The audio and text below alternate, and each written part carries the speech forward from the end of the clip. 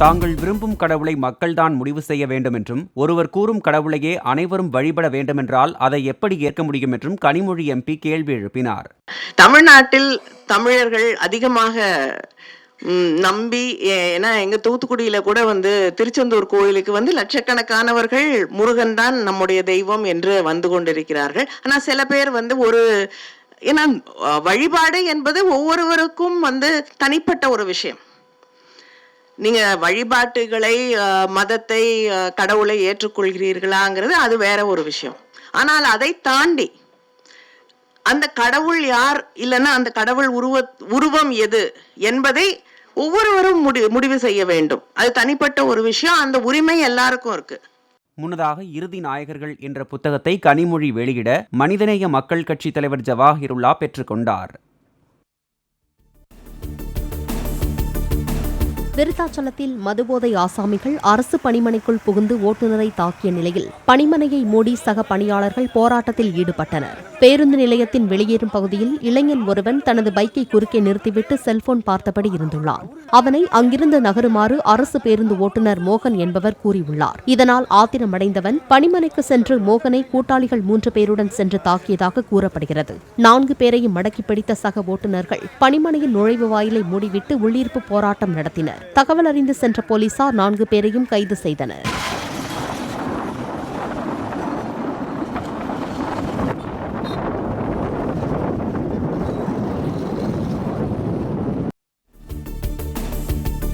நாடாளுமன்ற தேர்தலை எதிர்கொள்ளும் வகையில் அதிமுகவில் 4 தனித்தனி குழுக்கள் அமைக்கப்பட்டுள்ளது. கூட்டணி கட்சிகளுடன் தொகுதி பங்கீட்டு பேச்சுவார்த்தை நடத்துவதற்காக முன்னாள் அமைச்சர் KP முனுசாமி உட்பட 5 பேர் கொண்ட குழு அமைக்கப்பட்டுள்ளது. தேர்தல் அறிக்கை தயாரிப்பதற்கு முன்னாள் அமைச்சர் நத்தம் விஸ்வநாதன் உட்பட 10 பேர் கொண்ட குழுவும், தேர்தல் பிரச்சாரத்திற்கு கொள்கை பரப்பு செயலாளர் மு தம்பிதுரை உட்பட 10 பேர் கொண்ட குழுவும், தேர்தல் விளம்பரத்திற்கு முன்னாள் அமைச்சர் விஜயபாஸ்கர் உட்பட 10 பேர் கொண்ட குழு அமைக்கப்பட்டுள்ளது.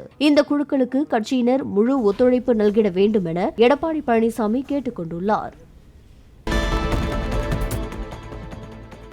தமிழக சுகாதாரத்துறையில் பணி நியமனங்கள் முடங்கி கிடப்பதாக முன்னாள் அமைச்சர் விஜயபாஸ்கர் கூறியுள்ளார். புதுக்கோட்டையில் செய்தியாளர்களிடம் பேசிய அவர், சுகாதாரத்துறையில் 1700க்கும் மேற்பட்ட காலி பணியிடங்கள் பல மாதங்களாக நிரப்பப்படாமல் உள்ள நிலையில் தற்போதுதான் 1021 பேரை கலந்தாய்வுக்கு அழைத்திருப்பதாக தெரிவித்தார். கேலோ இந்தியா பெயர் பதிக்கப்பட்ட 5 அடி உயரம் கொண்ட மஞ்சள் நிற பலூன் ஒன்று சென்னை விமான நிலைய ஓடுதளத்தில் விழுந்ததால் பரபரப்பு ஏற்பட்டது. உடனடியாக அங்கிருந்த பாதுகாப்பு வீரர்கள் பலூனை அப்புறப்படுத்தினர். நேரு விளையாட்டரங்கில் கேலோ இந்தியா போட்டிகள் நடைபெற்று வரும் நிலையில் அதற்காக விடப்பட்ட பலூன் கயிறு அருந்து வந்து விழுந்திருக்கலாம் என கூறப்படுகிறது. சென்னையில் ராவணன் திருவிழா என்ற பெயரில் நடத்தப்பட்ட பொதுக்கூட்டத்திற்கு எதிர்ப்பு தெரிவித்து போராட்டம் நடத்திய இந்து மக்கள் கட்சியினர் 20 பேர் கைது செய்யப்பட்டனர். தங்களை கைது செய்ததற்கு எதிர்ப்பு தெரிவித்த இந்து மக்கள் கட்சியினருக்கும் போலீசாருக்கும் இடையே தள்ளுமுள்ளு ஏற்பட்டது.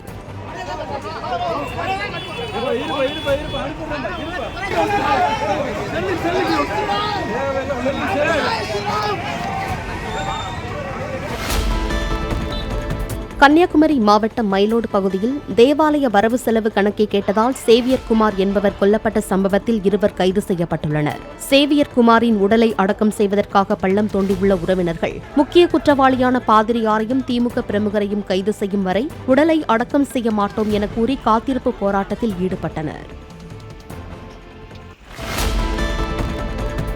பொன்னியின் செல்வன் படம் வந்ததால் சென்னை புத்தக காட்சியில் விற்பனை சரிந்துவிட்டதாகவும், வழக்கமாக ஒவ்வொரு அரங்கிலும் 400 பிரதிகள் வரை விற்பனையாகும் என்றும் இந்த ஆண்டு ஒற்றை இலக்கத்தில்தான் விற்பனையானதாகவும் அவர்கள் தெரிவித்தனர். சென்னை மாநகராட்சிக்குட்பட்ட பகுதிகளில் மருந்து தெளிக்கும் பணிகள் மூலம் கொசு ஒழிப்பு நடவடிக்கைகளை தீவிரமாக மேற்கொள்ள வேண்டும் என சென்னை மேயர் பிரியா அறிவுறுத்தியுள்ளார். சென்னை மாநகராட்சி பகுதிகளில் மேற்கொள்ளப்பட்டு வரும் கொசு ஒழிப்பு உள்ளிட்ட பொது சுகாதார நடவடிக்கைகள் குறித்த ஆய்வுக் கூட்டம் ரிப்பன் கட்டட கூட்டரங்கில் நடைபெற்றது.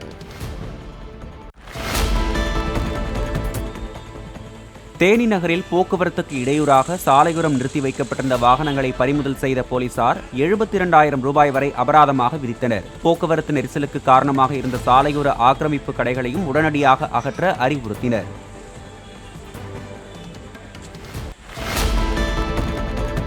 பழனி முருகன் கோவிலில் தைப்பூச திருவிழா கடந்த 19ஆம் தேதி கொடியேற்றத்துடன் துவங்கி நடைபெற்று வரும் நிலையில் சேலம் மாவட்டம் சேந்தமங்கலத்தில் இருந்து வந்த பக்தர்கள் உடலில் அலகு குத்தி கிரேனில் தொங்கியபடி பறவை காவடி எடுத்து நேர்த்திக்கடன் செலுத்தினர்.